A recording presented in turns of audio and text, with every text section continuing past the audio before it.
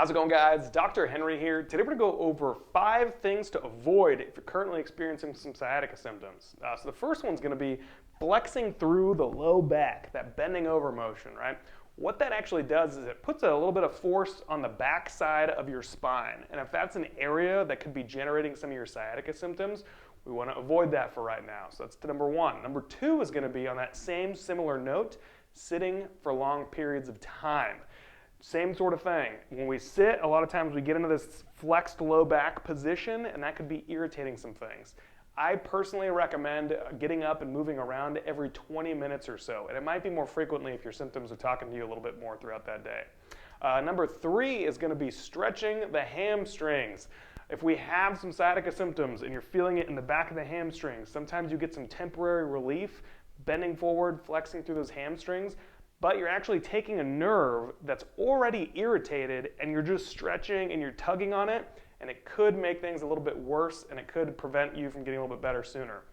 Number 4, on that same note, let's not smash things with a ball or a foam roller. So, same sort of thing. If you've got a nerve that's sending pain signals to you, we don't want to take a ball, we don't want to take a foam roller and start really getting into our tissues and kind of pushing on it really hard. You could potentially make things a little bit worse.